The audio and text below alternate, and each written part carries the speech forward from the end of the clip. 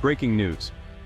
Indonesia and the Philippines launch an unprecedented naval drill in the South China Sea, drawing a new line against aggression. The morning of September 28, 2025, dawned over the Celebes Sea with warships slicing through the mist.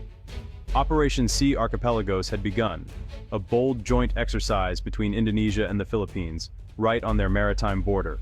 The message was unmistakable. The region's rules were being rewritten by its own nations.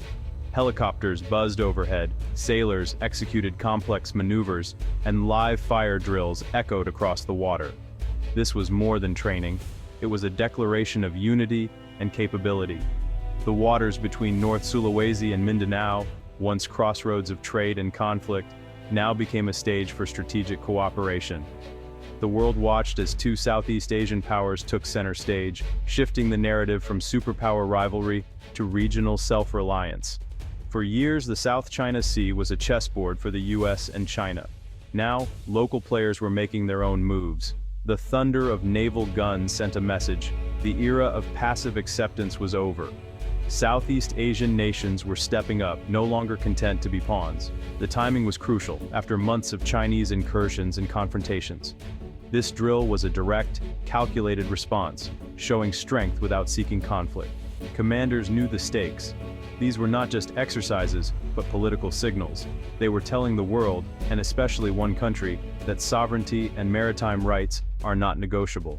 The line had been drawn by those who live on these seas. The region's future would be decided by its own sentinels. At the heart of Operation Sea Archipelagos were the formidable warships of Indonesia and the Philippines.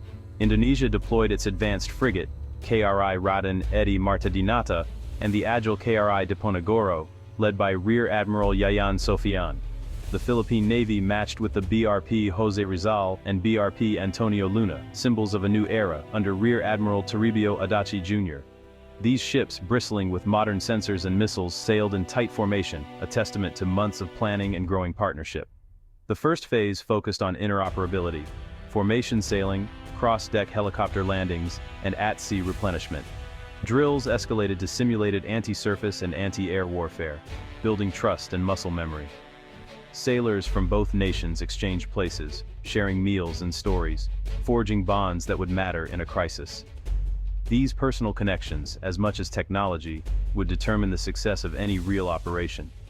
The exercise was about more than tactics. It was about building a brotherhood of the sea. Every maneuver, every shared moment, strengthened a new regional alliance. The message? Together, they were stronger. The steel sentinels of Southeast Asia were ready, and they were not alone.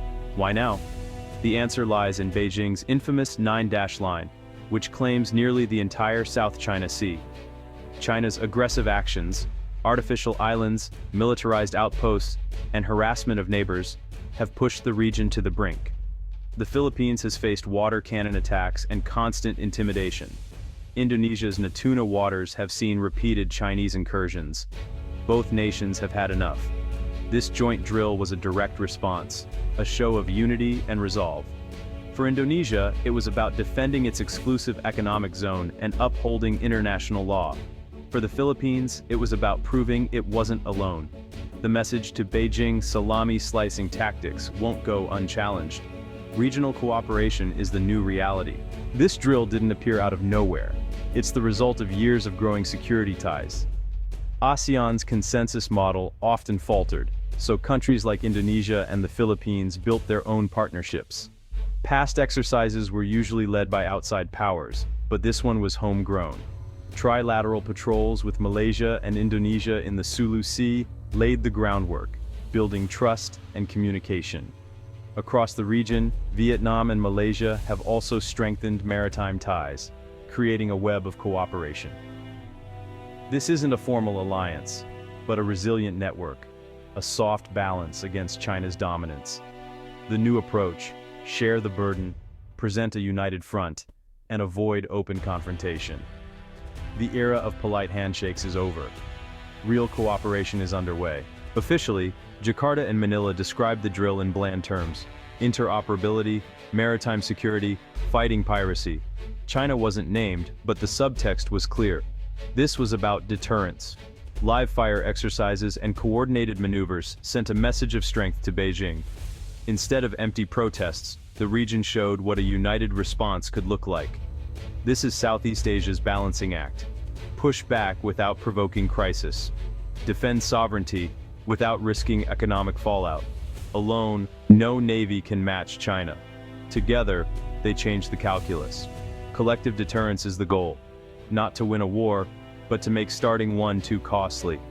The joint drill was a masterclass in this strategy. It forced potential aggressors to think twice. The message unity is strength. The region is no longer an easy target. Diplomacy was on deck, but deterrence ran deep below. The stakes were unmistakable. The cost of aggression had just gone up. China's official response was predictable. Calls for restraint, claims of sovereignty, and warnings against destabilization. But on the water, China played its real hand-gray zone tactics. Maritime militia, fishing boats, and a Coast Guard cutter loitered just outside the exercise area, a silent show of force. These actions fall below open conflict, but keep the pressure high. China's strategy: wear down its neighbors, make defending their waters exhausting and risky. The joint drill was a direct answer to this shadow play. It showed the region was alert, united, and ready to respond. The era of unchecked gray zone coercion was being challenged. Operation Sea Archipelagos was powered by more than ships. It was fueled by a revolution in technology and intelligence sharing. Regional navies now have access to satellite imagery, ship tracking, and real-time data, thanks to investments and support from partners like the US, Japan, and Australia. Singapore's Intelligence Fusion Center tracks dark vessels, sharing info across the region. The Philippines, with US support, now sees threats far beyond its shores. This transparency makes China's gray zone tactics harder to hide. Every move is logged, tracked, and shared, stripping away plausible deniability. Technology is shining a light on coercion, holding aggressors accountable. The information age is changing the balance at sea. Indonesia and the Philippines share a purpose, but their strategies differ. The Philippines relies on its US alliance for hard power deterrence, confident that aggression could trigger American support. Its approach: internationalize the dispute, build coalitions, and show resolve. Indonesia, fiercely independent, avoids alliances, but leads within ASEAN, defending international law and its own maritime rights. For Jakarta, the drill was about principle and sovereignty, not alignment with the US. These approaches are complementary. US backing raises the stakes, while Indonesia's leadership builds regional unity. Together, they create a powerful synergy. Regional partnership amplified by global support. China's divide and conquer tactics are losing ground. Shared interests now outweigh old divisions. The joint drill proved a new strategic reality is taking shape. The September 2025 drill was more than a training exercise, it was a turning point. For the first time, two Southeast Asian nations led a complex naval drill to deter Chinese aggression. The region is done being a passive spectator. Collective action is the new norm. Years of failed diplomacy and rising pressure at sea forced a strategic rethink. The lesson: capability and unity must back up diplomacy. The drill was the physical proof of this new consensus. China now faces a more organized, resilient network of states, supported by global partners. The cost of expansionism is rising. The sovereignty of Southeast Asia is no longer negotiable. A new line has been drawn, by the region, for the region.